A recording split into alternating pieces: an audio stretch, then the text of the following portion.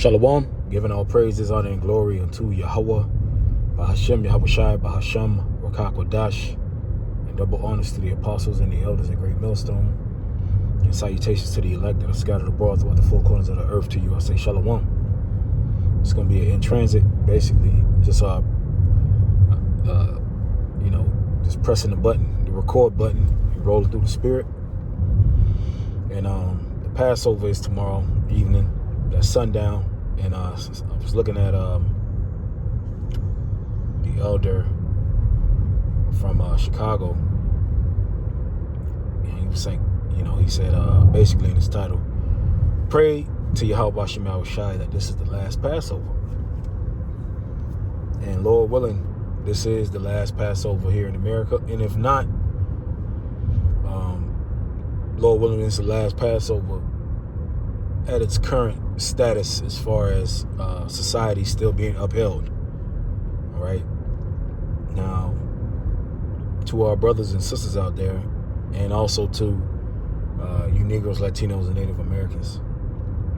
Well, what I mean is the ones that are not in the know, so to speak, because there are millions of Israelites that know that they're Israelites. All right. So it's not like we're preaching to a people that don't know that they're Israelites. A lot of our people know that they're Israelites. All right, but what more do you need to see? Are we some crazy conspiracy theorists, guys? All right, standing on the corner and saying some crazy shit out of our mouths. Now, maybe 10 years ago, maybe 15 years ago, it might have sounded crazy to people, but it doesn't sound crazy anymore. All right, so at this point, our people are just being willingly ignorant to the things that are happening, and really they don't want it to come in their lifetime.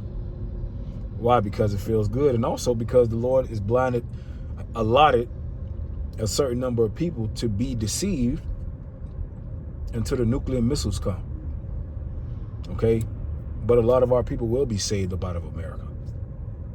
All right, and a lot of our people, they might have to wait to see Jacob's trouble, whatever the Lord got allotted the elect in this time. Now we know, according to Revelation chapter 7, all right, that the four angels holding the four winds back, which is the winds means destruction. Okay, it says, hurt not the earth, neither the tree, nor the sea, until we have sealed the servants of our power in their foreheads. All right, which is the knowledge, starting with his name, starting with the names first and foremost, and also the truth being sealed in their foreheads, which is what's in your forehead, what's in your spirit, your mind. All right, so has all hell broken loose? No. Now you do see Iran and the Israelis going back and forth, shooting missiles on each other. But that's sort of a controlled environment, right? All hell hasn't broken loose. Yeah, they throwing missiles back and forth to each other, but things haven't gotten really, really, really bad, okay? And which means that the doors of mercy are still open, which means that also the believers have an opportunity to clean up some of the stuff, keep on examining ourselves and try and continue to be a new creature, because continuing to be a new creature doesn't stop until Yahweh Shai comes back, because there are always things that we can work on, we can be better at. It's a never-ending process until the kingdom of heaven. All right,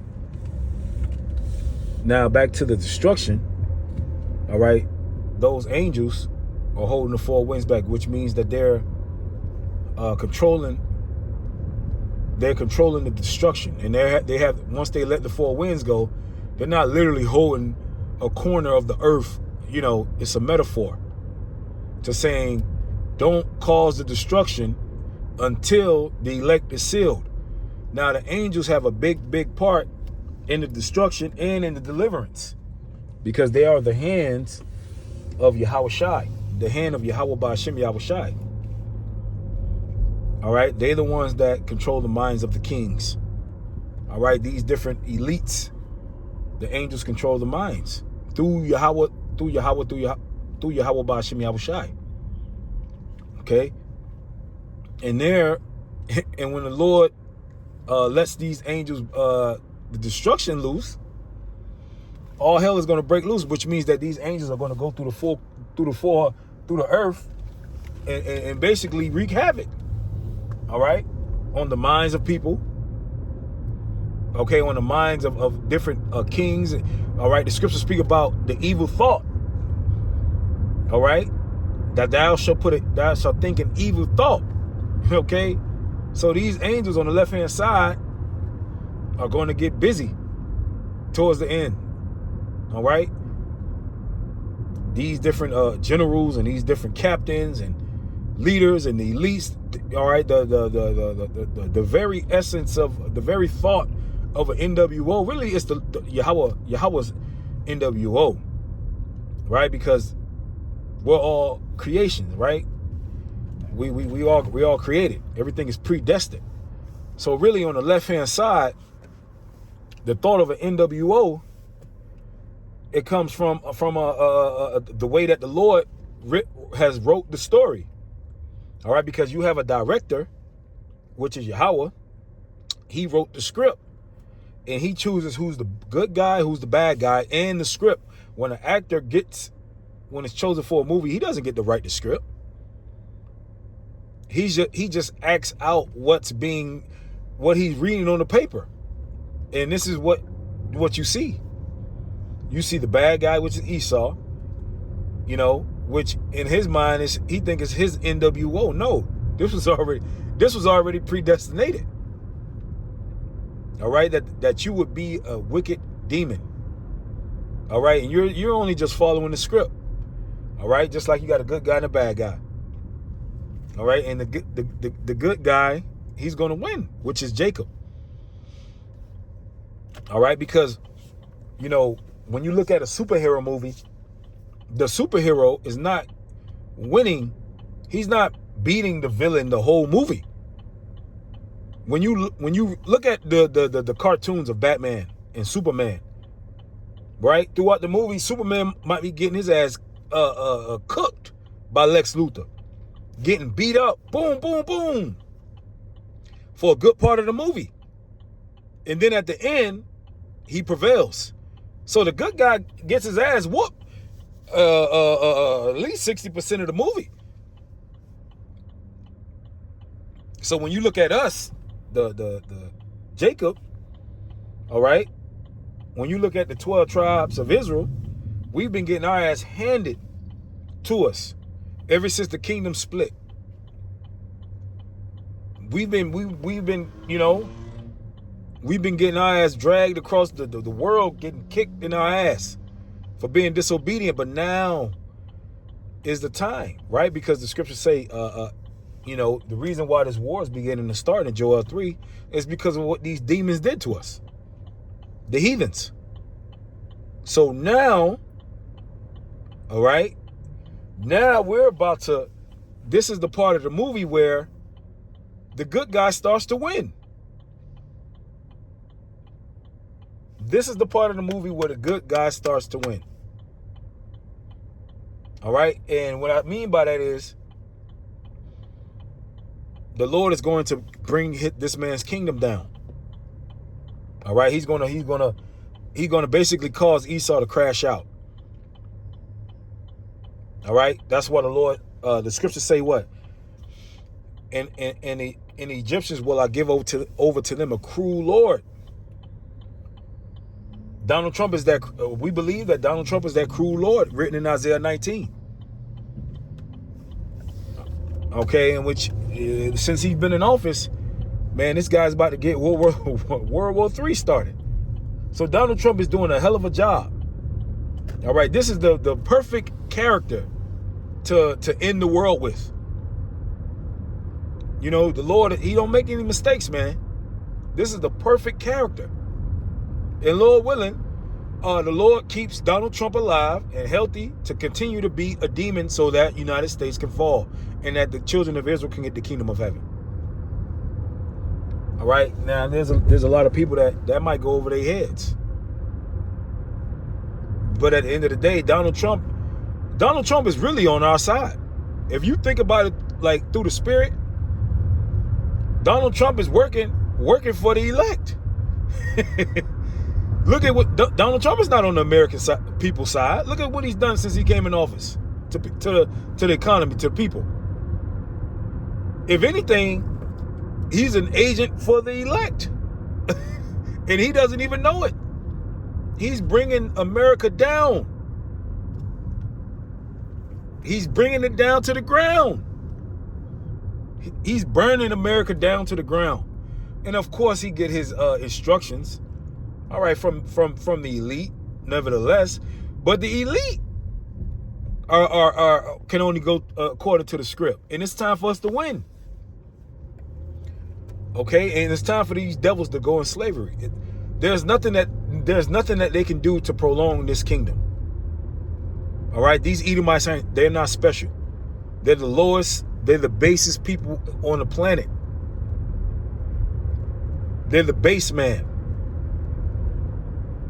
Okay, so we you know, of course we know we got to go through some more, you know, shit before we get the kingdom of heaven. But at the end of the day, man, we should be excited. Look what they talking about, energy lockdowns, man.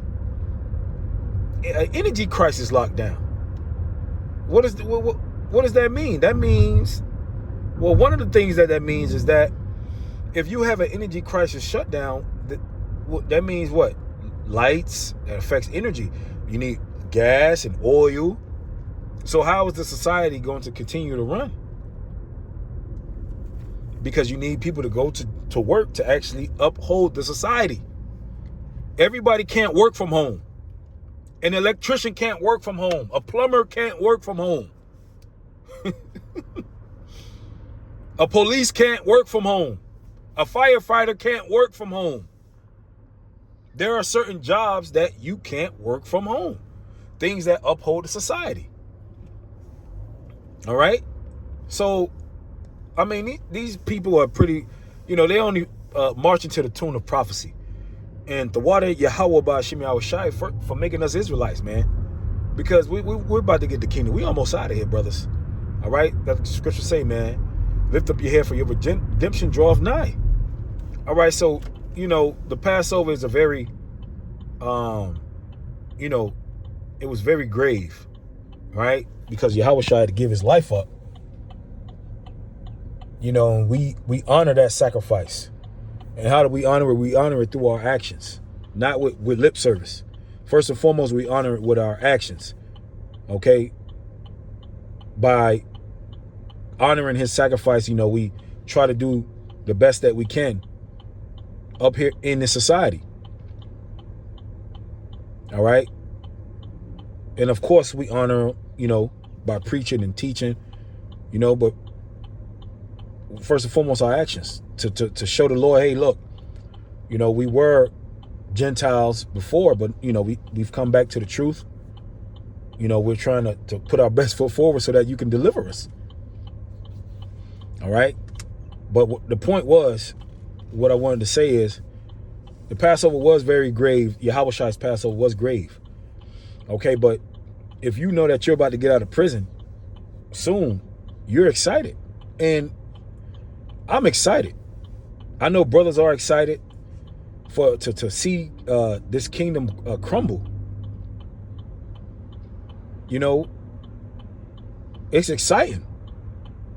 All right, and that's a blessed thing to see the downfall of your enemies, man. Don't let nobody make you feel bad for you know, because these some of these Israelites out here, they don't want you to rejoice over your enemies.